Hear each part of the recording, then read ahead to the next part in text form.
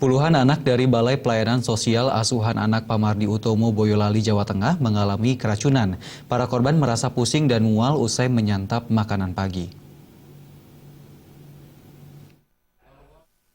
Puluhan anak panti asuhan Pamardi Utomo harus dilarikan ke IGD Rumah Sakit PKU Aisyah Singkil, Boyolali, Jawa Tengah karena mengeluhkan pusing dan mual-mual usai menyantap sarapan pagi. Sedikitnya 17 anak harus dirawat intensif di Rumah Sakit PKU Aisyah Singkil.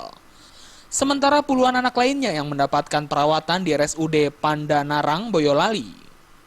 Belum diketahui secara pasti apa yang menyebabkan puluhan anak dari Balai Pelayanan Sosial Asuhan Anak Pamardi Utomo, Boyolali ini keracunan. Namun dugaan sementara mereka mengalami keracunan setelah menyantap sarapan bestik galantin yang dimasak pada malam hari sebelumnya. Sebelum berangkat sekolah, anak-anak sekitar pukul 6 waktu Indonesia Barat sarapan dengan lauk olahan daging. Makanan merupakan sumbangan salah satu catering dari sisa resepsi pada Senin malam 5 Oktober 2015. Para penghuni panti yang keracunan umurnya bervariasi karena ada yang masih duduk di tingkat SD hingga SMA. Gimana ini? Rasanya gimana? Pusing. Terus langsung ke kamar.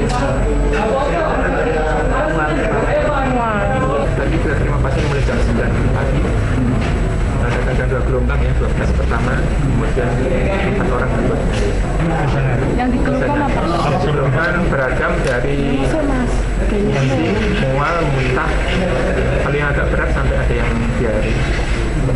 Terus kemudian tadi ada yang keringat ini juga. Dari Boyolali, Jawa Tengah.